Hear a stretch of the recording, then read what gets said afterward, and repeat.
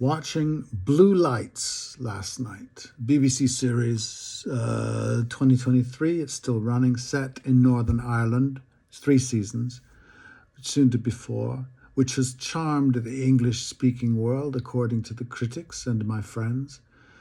Though I recommend subtitles, a characteristic of the accent, the Northern Irish accent, is a clenched jaw, especially among men. Still, the performances are so gorgeous and intimate, and the music is restrained, so I just bounce from beat to beat very happily. Season 2 was missing a great turn, but I'll not spoil.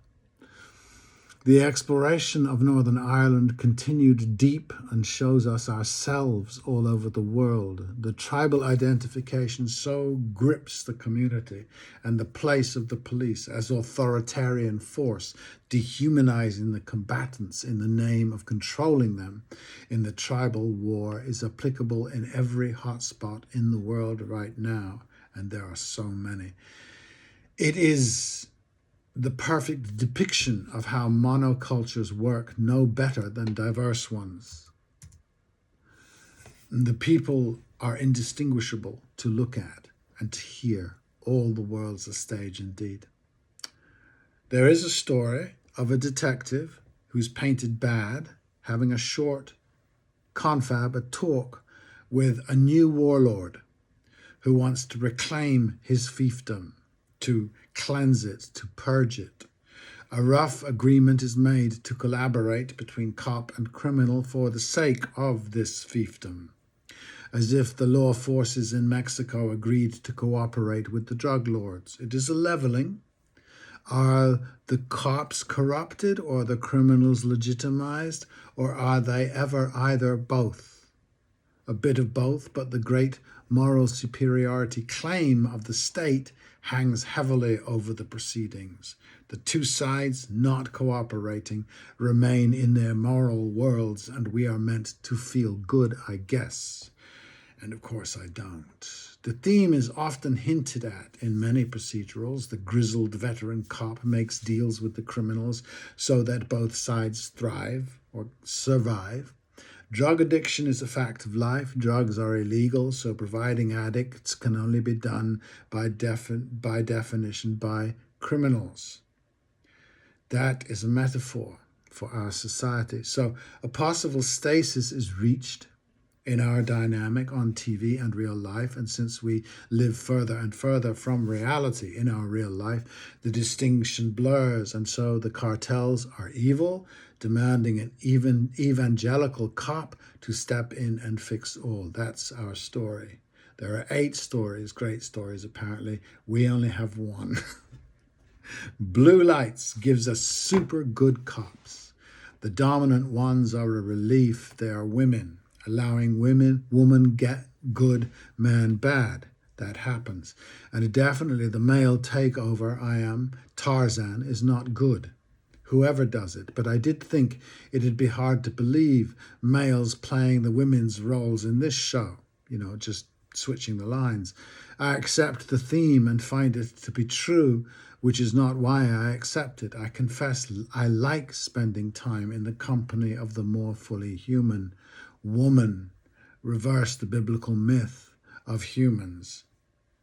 Basically flawed, but redeemed with much work. That is the biblical myth. Here we have women basically good with flaws, redeemed by that goodness. Think about it, which in my experience is true, with a few notable exceptions.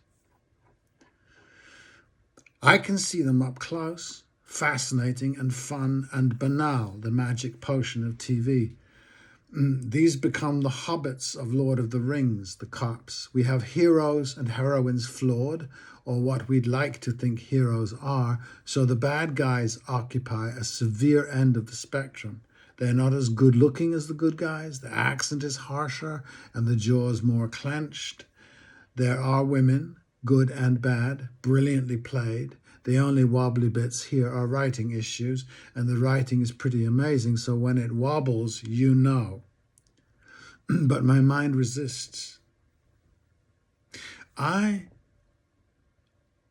It's true, I am interested in the amoral world, not immoral, amoral, or the world where morals are not effortful.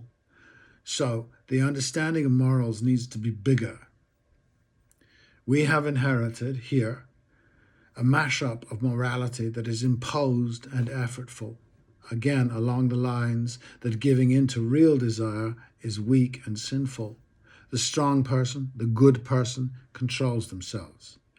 It always manifests in scenes of sex, as if the man really wants to rape her but assents to romance, compromises, goes around the houses to get what he really wants. Deferred gratification is the thing, but the story of a simple and simplistic love is well told here and is only allowed to fools. The more serious the people get, the more serious the sex gets, the more brutal.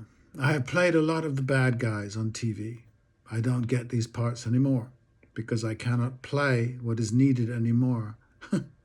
At the level I was playing them, my days were numbered, and I think it had to do with a rather evil face that I have, certain angles that upset, that has softened with age. The concept of the legitimized warlord in communities where lords exist at all, the concept of a protector lord goes back to the Middle Ages and beyond, perhaps, to Agamemnon, where the chief protected his people and committed crimes in doing so. Our myth makers these days imagine this lord as entirely selfish and psychotic, which is hard to play and to believe. Why would anyone follow him? Fear. And here we do create a world that I don't live in. The community that surrounds our cops is full of these angry men in our fiction, who would exist in and fight for the IRA or the UDF. They, particularly the IRA, have great grievances, we believe. They are trying to get redress for, but the tribe is depicted as so grim within. I wonder what they are fighting for. To what do they return after blowing up some bobbies in a pub? A brutal patriarchy. This is the mafia world, too, that we are so obsessed by. Cosa Nostra, in reality, seems deeply rooted in machismo and status obsession, which doesn't disappear in legit society. It is just ritualized differently. This hooked up with the Epstein syndrome, a fucked up masculinity that needs to control children. And it bears looking into. It's like all good television or all good media. It's a part of the media, fiction, and how the players, the directors and writers and actors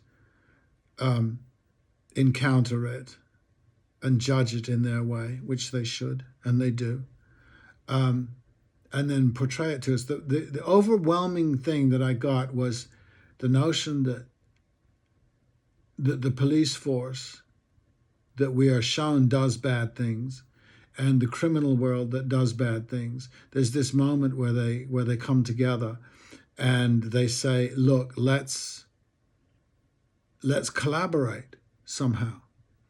And we're given the impression in this particular version, in this story, that the criminal world has a community that it cares for, that it wants to protect, which is true of the criminal world. And it does crimes to perform this. So do the police. What we're presented with and what we accept is that the police are inherently good, which means that their opposition must be essentially bad. And so there you're stuck. You're stuck with that nexus. And what fascinates me is where the two become one. It's not the revelation that they become one. It's not the revelation that we have bad cops and bad or good criminals, but it's that they can actually communicate with each other. And that would change the world, I think. That notion that we're all a mixture and we can negotiate the terrain in between.